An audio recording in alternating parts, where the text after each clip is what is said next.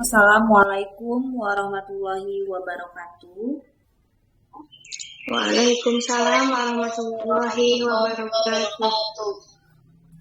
Alhamdulillah,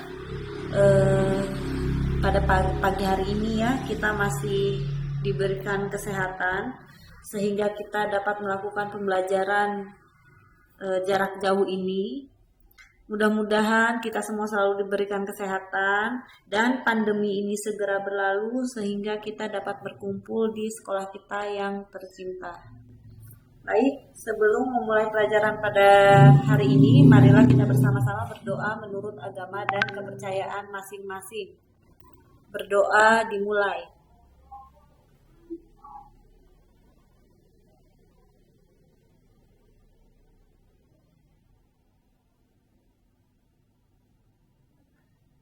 Berdoa selesai.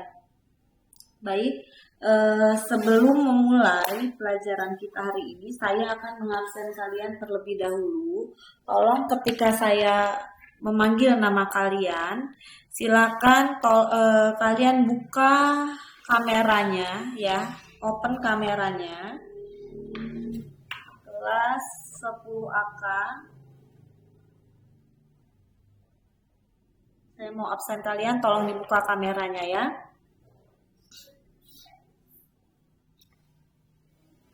Anjani Meidina. Hadir. Anissa Rahmadini.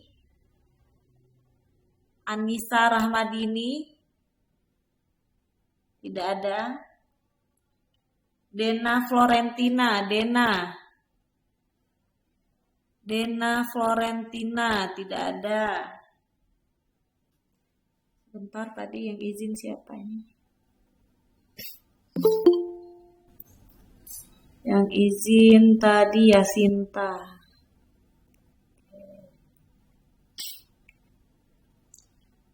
Dina Ratu. Dina ada tidak? Tidak ada ya Dina. Ermina. Hadir. Coba saya Hadir. lihat. Oke. Eva Puspitasari.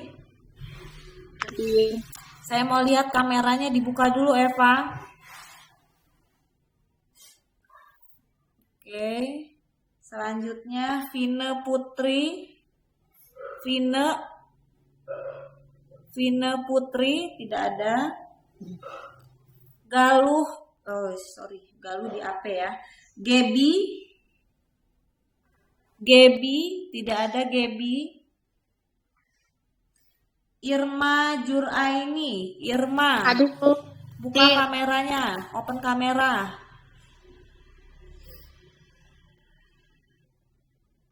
Coba Irma buka kameranya Irma.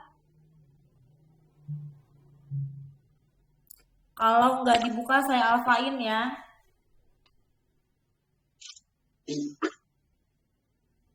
Irma buka kameranya Irma.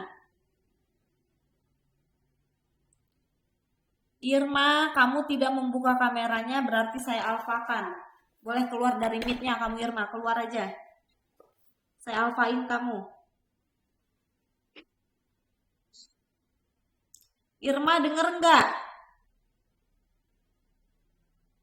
Oke, Irma alfa. Jihan. Hadir, Bu. Laisa Putri. Laisa. Buka kameranya Laisa. Oke, Laisa nggak ngejawab. Nggak buka kameranya juga berarti sama kayak Irma ya. Saya anggap alfa. Tidak perlu kamu ada di meet, keluar dari meet nggak apa-apa. Saya alfain. Merliani. Hadir, Bu. Coba dibuka kameranya. Muhammad Fardin Rasya. Hadir, Bu. Kameranya buka.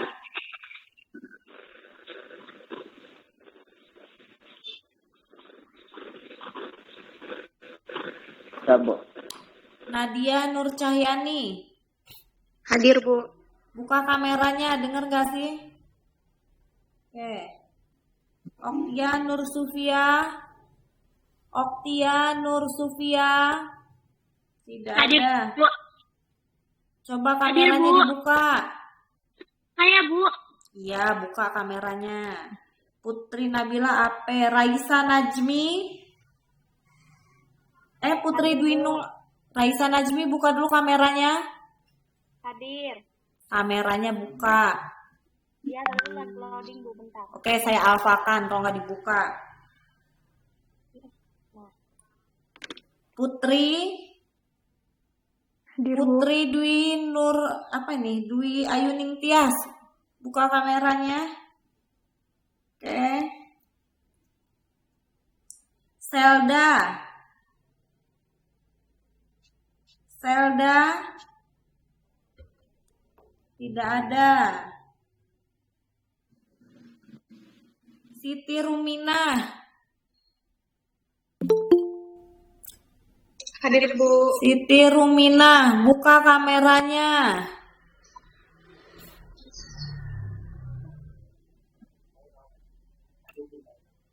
Gebi Elizabeth, buka kameranya Gebi.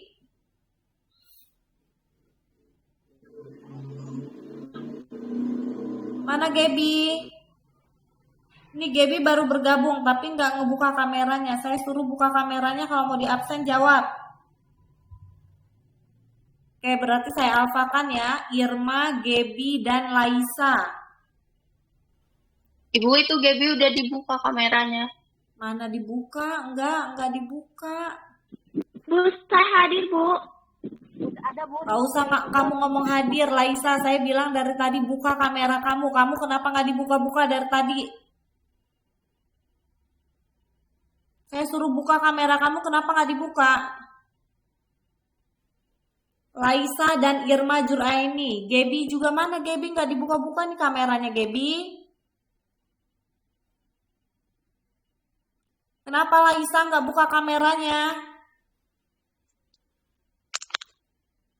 Saya mau kameranya dibuka. Laisa, Gebi, Irma.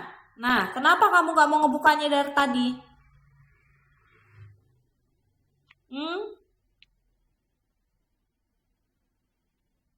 Kenapa nggak dibuka kameranya dari tadi? Jaringannya jelek, Bu. Tadi saya nggak dengar.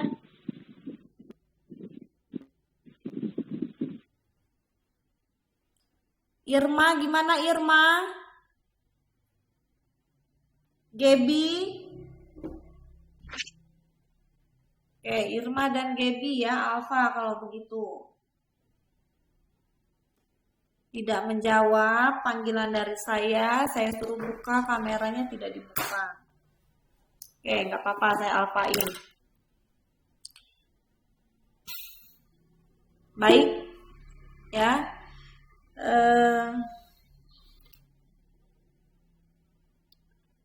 Materi yang akan kita bahas ya dengan kompetensi dasarnya adalah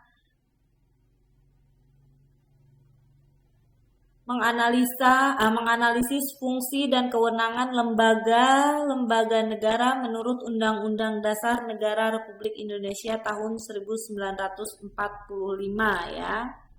Itu kompetensi dasarnya. Adapun materi yang akan kita bahas yaitu tentang yang pertama yaitu suprastruktur dan infrastruktur ya. Supra dan infrastruktur sistem politik di Indonesia, itu materi yang akan kita bahas. Oke, sebelumnya marilah bersama-sama kita memanjatkan puji dan syukur atas nikmat yang telah diberikan oleh Tuhan Yang Maha Esa kepada kita.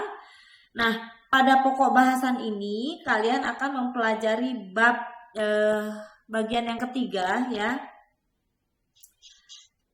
Setelah kita mempelajari bab yang sebelumnya, tentunya pengetahuan dan pemahaman kalian harusnya semakin meningkat ya. Karena hal tersebut tentu saja harus diikuti pula oleh sikap dan perilaku yang semakin baik. Nah, sekarang pada materi yang saat ini kalian akan diajak untuk menyelami kewenangan lembaga-lembaga negara berdasarkan Undang-Undang Dasar Negara Republik Indonesia tahun 1945. Nah, harapannya setelah kalian mempelajari materi pada subbab ini diharapkan kalian mampu menganalisis kewenangan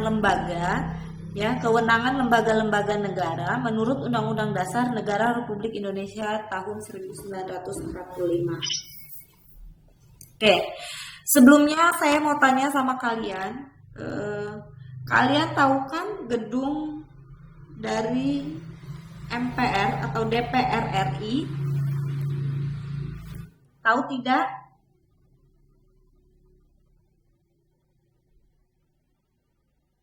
Tahu tidak? Tahu. Nah, gedung MPR atau DPR RI itu merupakan tempat para wakil rakyat yang sering kita sebut dengan anggota DPR. Yaitu apa anggota DPR itu? Dewan Perwakilan Rakyat. Nah, DPR itu merupakan salah satu lembaga negara yang hak dan kewajibannya diatur dalam Undang-Undang Dasar Negara Republik Indonesia tahun 1945.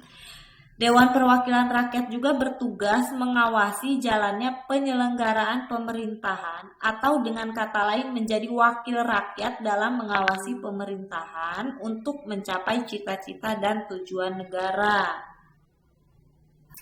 Jadi walaupun demikian, pemerintah yang mempunyai kewenangan untuk mengatur seluruh rakyat dan menjaga keutuhan wilayah negara untuk mencapai kemakmuran rakyat.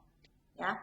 Jadi sejarah bangsa Indonesia itu diwarnai oleh pergerakan politik yang bertujuan untuk membangun sistem politik milik bangsa Indonesia sendiri. Kemudian sejarah juga mencatat sistem politik Indonesia sejak tahun 1945 sampai dengan tahun 1998 belum menunjukkan sistem politik yang mapan. Ya, jatuh bangunnya kabinet di Orde Lama, kemudian pembelokan demokrasi Pancasila menjadi demokrasi terpimpin dan monotafsir terhadap Pancasila oleh Orde Baru memperlihatkan sistem politik Indonesia terus mencari bentuknya. Ya, pembangunan sistem politik Indonesia itu menjadi sebuah sistem politik yang mapan menurut peran aktif seluruh rakyat Indonesia. Nah, upaya apapun yang dilakukan pemerintah untuk membangun sistem politik Indonesia akan menjadi sia-sia apabila tidak didukung oleh rakyat Indonesia. Nah, di sini ada suprastruktur dan infrastruktur politik. Suprastruktur itu adalah gambaran pemerintah dalam arti luas yang terdiri atas lembaga-lembaga negara yang tugas dan peranannya diatur dalam konstitusi negara atau peraturan perundang-undangan lainnya. Sedangkan infrastruktur politik adalah kelompok-kelompok kekuatan politik dalam masyarakat yang turut berpartisipasi secara aktif. Itu kalau infrastruktur ya, jadi kelompok-kelompok kekuatan politik dalam masyarakat yang turut berpartisipasi secara aktif. Itu infrastruktur ya. Nah, kelompok-kelompok tersebut dapat berperan menjadi pelaku politik tidak formal untuk turut serta dalam membentuk kebijaksanaan negara. Jadi, infrastruktur politik di Indonesia itu meliputi keseluruhan kebutuhan yang diperlukan dalam bidang politik dalam rangka pelaksanaan tugas-tugas yang berkaitan dengan proses pemerintahan negara. Ya, pada dasarnya organisasi yang tidak termasuk dalam birokrasi pemerintah itu merupakan kekuatan infrastruktur politik. Jadi dengan kata lain, setiap anggota non-pemerintah termasuk kekuatan instruktur politik. Di Indonesia ini banyak sekali organisasi atau kelompok yang menjadi kekuatan infrastruktur politik. Nah, akan tetapi ya, infrastruktur politik tersebut diklasifikasikan sebagai berikut ini ya. Infrastruktur politik. Di sini ada partai politik, lalu ada kelompok penekan, kelompok kepentingan, dan media komunikasi politik. Nah, untuk partai politik itu sendiri, yaitu organisasi politik yang dibentuk oleh sekelompok warga negara Indonesia secara sukarela atas dasar persamaan kehendak dan cita-cita untuk memperjuangkan kepentingan anggota, masyarakat, bangsa, dan negara melalui pemilihan umum. Itu partai politik ya. Nah, pendirian partai politik itu biasanya didorong adanya persamaan kepentingan, persamaan cita-cita politik, dan persamaan keyakinan keagamaan ya. Itu. Kemudian selanjutnya di sini ada kelompok kelompok kepentingan dulu ya. Kelompok kepentingan, ada kelompok penekan juga ya. Oke. Di sini saya mau menjelaskan untuk kelompok kepentingan terlebih dahulu. Kelompok kepentingan atau interest group itu kelompok yang mempunyai kepentingan terhadap kebijakan politik negara. Nah, kelompok kepentingan ini bisa menghimpun atau mengeluarkan dana dan tenaganya untuk melaksanakan tindakan politik yang biasanya berada di luar tugas partai politik. Nah, inilah kelompok kepentingan ya. Nah, seringkali kelompok ini bergandengan erat dengan salah satu partai politik dan keberadaannya bersifat independen atau mandiri. Nah, untuk mewujudkan tujuannya, tidak menutup kemungkinan kelompok kepentingan ini dapat melakukan negosiasi dan mencari dukungan kepada masyarakat perseorangan ataupun kelompok masyarakat. Contoh, dari kelompok kepentingan itu elit politik, kemudian pembayar pajak, lalu serikat dagang, lembaga swadaya masyarakat atau biasa kita mengenalnya dengan LSM, lalu serikat buruh dan sebagainya, banyak lagi ya. Lalu di sini ada lagi kelompok penekan atau pressure group. Ya. Nah, kelompok penekan ini kelompok yang bertujuan mengupayakan atau memperjuangkan keputusan politik yang berupa undang-undang atau kebijakan publik yang dikeluarkan pemerintah sesuai dengan kepentingan dan keinginan kelompok mereka. Nah, kelompok ini biasanya tampil ke depan dengan berbagai cara untuk menciptakan pendapat umum yang mendukung keinginan kelompok mereka. Misalnya dengan cara berdemonstrasi, kemudian melakukan aksi mogok dan sebagainya. Nah, inilah kelompok penekan ya. Lalu selanjutnya ada media komunikasi politik. Nah, media komunikasi politik itu sarana atau alat komunikasi politik dalam proses penyampaian informasi dan pendapat politik secara tidak langsung, baik terhadap pemerintah maupun masyarakat pada umumnya. Nah, sarana media komunikasi ini antara lain itu media cetak seperti koran, majalah, buletin, brosur, tabloid, dan sebagainya. Sedangkan media elektronik itu seperti televisi, radio, internet, dan sebagainya. Nah, media komunikasi ini diharapkan mampu mengolah, mengedarkan informasi, bahkan mencari aspirasi atau pendapat sebagai berita politik. Sini juga ada nih keterangan nih, bisa kalian lihat ya di layar handphone kalian atau laptop kalian, bisa dilihat di sini bahwa yang pertama itu partai politik di Indonesia nih. Eksistensi parpol merupakan prasyarat baik sebagai sarana penyaluran aspirasi rakyat maupun dalam proses penyelenggaraan negara melalui wakil-wakilnya di dalam Badan Perwakilan Rakyat. Nah, cara memperoleh kekuasaan dari partai politik itu bagaimana? Ini yang pertama secara legal, yaitu ikut pemilu legislatif. Cara yang kedua yaitu secara ilegal, melakukan subversif, revolusi atau coup d'etat. Nah, ini ya. Jadi ada dua macam cara ya untuk memperoleh kekuasaan pada eksistensi partai politik ya. Kemudian Di sini ada lagi yang kedua yaitu kelompok kepentingan atau interest group. Nah, jenis-jenis kelompok kepentingan itu yang pertama kelompok anomik atau kelompok spontan dan tidak memiliki nilai atau norma. Lalu yang kedua kelompok asosiasional. Biasanya jarang terorganisir dan kegiatannya kadang-kadang. Lalu selanjutnya ada lagi kelompok institusional yang merupakan kelompok pendukung kepentingan institusional seperti partai politik, korporasi bisnis, dan lain-lain. Lalu selanjutnya ada kelompok asosiasional yang merupakan kelompok yang terorganisir yang menyatakan kepentingan dari suatu kelompok dan memiliki prosedur teratur. Lalu ada lagi yang ketiga yaitu kelompok penekan atau pressure group ya. Tadi sudah dijelaskan ya bahwa kelompok penekan dapat dipergunakan rakyat untuk menyalurkan aspirasinya dengan sasaran mempengaruhi atau membentuk kebijaksanaan pemerintah. Nah, contoh institusi kelompok penekan itu ini Lembaga Swadaya Masyarakat LSM tadi sudah saya jelaskan ya. Kemudian ada lagi organisasi sosial keagamaan, ada lagi organisasi kepemudaan, organisasi lingkungan hidup, organisasi pembela hukum dan HAM, serta yayasan atau badan hukum lainnya. Lalu selanjutnya yang keempat yaitu media komunikasi politik atau political communication media. Media komunikasi politik itu dapat berfungsi untuk menyampaikan informasi dan persuasi mengenai politik, baik dari pemerintah kepada masyarakat maupun sebaliknya. Nah,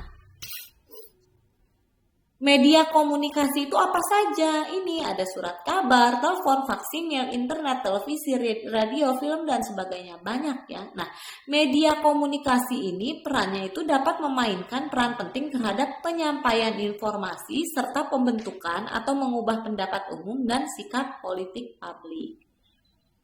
Jadi kita juga pada media komunikasi ya seperti internet, telepon, surat kabar gitu ya, radio. Jika ada berita-berita mengenai politik atau dan lain sebagainya itu benar-benar harus kita saring dulu. Ya, harus kita saring dulu mana yang benar, mana yang salah. Jangan sampai kita termakan oleh hoax. Ya, banyak orang-orang ini membuat kerusuhan dengan cara menyebar hoax yang membuat masyarakat Indonesia itu marah. Makanya sering ada demo, ya demo seperti kemarin-kemarin ini kan ada demo, mungkin kalian tahu ya permasalahannya apa. Nah, kita semua harus bisa memahami ya sebenarnya ada apa gitu loh. Kenapa sampai bisa ada demo? Jadi jangan sampai kita termakan hoax atau isu ya. Nah, baik. Sampai sini apakah ada yang mau ditanyakan?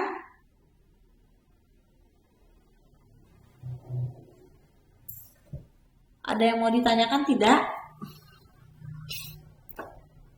Oke, karena diam saja dan tidak ada yang bertanya, maka silahkan kalian langsung ke Google Classroom-nya. Kalian catat kembali materi yang saya sampaikan ini di buku catatannya. Ya, baik. Jika tidak ada yang mau ditanyakan, saya akhiri. Wassalamualaikum warahmatullahi wabarakatuh. Waalaikumsalam warahmatullahi wabarakatuh.